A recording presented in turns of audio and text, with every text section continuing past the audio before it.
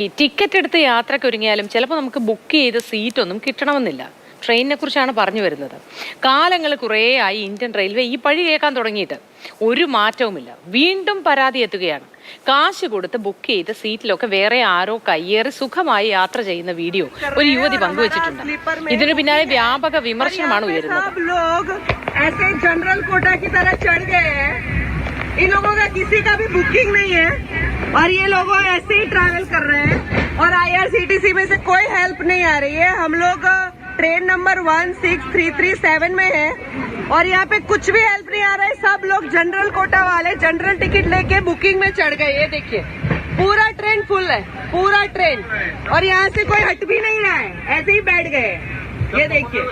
हाँ, അശ്വജിത് ചേരുന്നു കൂടെ. Aswajith, good morning. ഇത് പലപ്പോഴായി ഇന്ത്യൻ റെയിൽവേ ഇന്ത്യൻ റെയിൽ യാത്രക്കാർ അനുഭവിക്കുന്ന ഒരു പ്രശ്നമാണ്.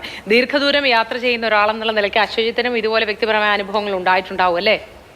Moti, good morning. തീർച്ചയായിട്ടും ഞാൻ ഈ വീഡിയോ കണ്ടപ്പോൾ ആലോചിച്ചത്, കഴിഞ്ഞ ദിവസം സമാന രീതിയിൽ സമൂഹ മാധ്യമങ്ങളിൽ ഒരു വീഡിയോ പ്രദർശിച്ചിരുന്നു. അത് ഈ വന്ദേ ഭാരത് ട്രെയിനിൽ, ആലോചിക്കണം, പ്രീമിയം ട്രെയിൻ എന്ന് പറഞ്ഞ് റെയിൽവേ കൊട്ടിഘോഷിച്ചിറക്കിയ വന്ദേ ഭാരത് ട്രെയിനിൽ ഇതുപോലെ ആളുകൾ അനധികൃതമായി കയറി ആ ബുക്ക് ചെയ്ത് യാത്രക്കാർക്ക് പോലും ഇരിക്കാൻ പറ്റാത്തൊരവസ്ഥയുള്ള വാർത്ത നമ്മൾ കണ്ടു. അതിന് മറ്റൊരു വേർഷനാണ് ഇപ്പോൾ ആ യുവതി ഉത്തരേന്ത്യയിൽ നിന്ന് പങ്കുവച്ച വീഡിയോയിലുള്ളത്. അപ്പോൾ വന്ദേ ഭാരതിലെ ലക്ഷ്യമില്ല എന്ന് പറയുമ്പോൾ സ്വാഭാവികമായിട്ട് നമ്മുടെ നാട്ടിലൂടെ ഓടുന്ന നോർമൽ എക്സ്പ്രസ് ട്രെയിനുകളിൽ ഇതിലും ഭീകരമായ അവസ്ഥയാണ് പ്രതീക്ഷിക്കേണ്ടതെന്നല്ലാതെ മറ്റൊന്നും പറയാനില്ല.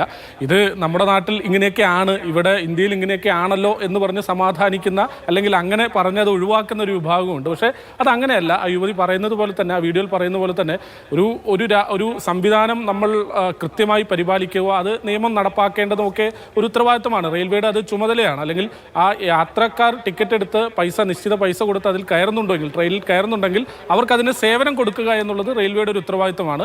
നമ്മുടെ നാട്ടിൽ പലപ്പോഴും എന്നല്ല മിക്കപ്പോഴും റെയിൽവേ അത് പാലിക്കാറില്ല. എനിക്കും വ്യക്തിപരമായ അനുഭവങ്ങൾ ധാരാളമായിട്ടുണ്ട്. ഇവിടുന്ന് പാലക്കാട്ടേക്ക്, ഞാൻ വീട്ടിലേക്കൊക്കെ പോകുമ്പോൾ, പാലക്കാട്ടേക്കൊക്കെ പോകുമ്പോൾ സ്വാഭാവികമായും നമ്മൾ രാവിലെ ടിക്കറ്റ് ബുക്ക് ചെയ്ത് പോയാൽ പോലും, AC-യിലാണെങ്കിൽ പോലും മറ്റ് ടിക്കറ്റൊക്കെ എടുത്ത, ജനറൽ ടിക്കറ്റൊക്കെ എടുത്ത ആളുകൾ, യാത്രക്കാർ, അവർ വന്ന് ചേട്ടാ ഒന്ന് കുറച്ചങ്ങ് നീങ്ങിയിരിക്കുമോ എന്നൊക്കെ പറഞ്ഞ് നമ്മുടെ സീറ്റ് ഷെയർ ചെയ്യാറുണ്ട്. പക്ഷേ നമ്മൾ അതിൽ പലപ്പോഴും ഇതുപോലെ പ്രതികരിക്കാറില്ല എന്നുള്ളതാണ് സത്യം. പക്ഷേ ഈ നമ്മുടെ നാട്ടിലെ സംവിധാനങ്ങൾ ഇനിയെങ്കിലും കുറച്ചുകൂടെ ജാഗ്രത പാലിക്കേണ്ടിയിരിക്കുന്നു എന്നാണ് എനിക്ക് ആ വീഡിയോ കാണുമ്പോൾ തോന്നുന്നത്.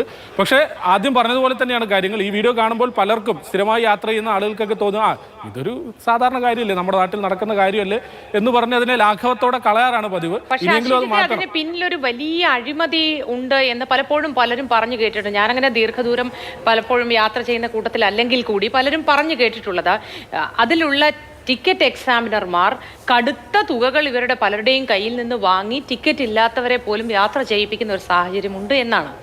തീർച്ചയായിട്ടും അങ്ങനെയുള്ള ആരോപണങ്ങളുമുണ്ട്. ഈ ടിക്കറ്റ്, ജനറൽ ടിക്കറ്റൊക്കെ എടുത്ത് കയറുന്നവർ, റിസർവേഷൻ കമ്പാർട്ട്മെൻറ്റിൽ ജനറൽ ടിക്കറ്റൊക്കെ എടുത്ത് കയറുന്നവർക്ക് റെയിൽവേ TT അപ്ഗ്രേഡ് ചെയ്ത് കൊടുക്കാറൊക്കെയുള്ള പതിവൊക്കെ ഉണ്ട്. അങ്ങനെ ആരോപണങ്ങളൊക്കെ ഉണ്ട്. ഏതായാലും നമ്മുടെ നാട്ടിലെ സംവിധാനങ്ങൾ കുറെ കൂടെ മാറണം. ഈ നിയമ സംവിധാനങ്ങൾ നടപ്പാക്കുമ്പോൾ അത് കൃത്യമാണെന്ന് ഉറപ്പുവരുത്തേണ്ട ഒരു ബാധ്യത റെയിൽവേക്കുണ്ട് എന്നുകൂടെ ഓർക്കേണ്ട അനിവാര്യമായ ഓരോരോ തെളിവുകളാണ് ഓരോ ദിവസവും പുറത്തു വന്നുകൊണ്ടിരിക്കുന്നത്, അല്ലേ?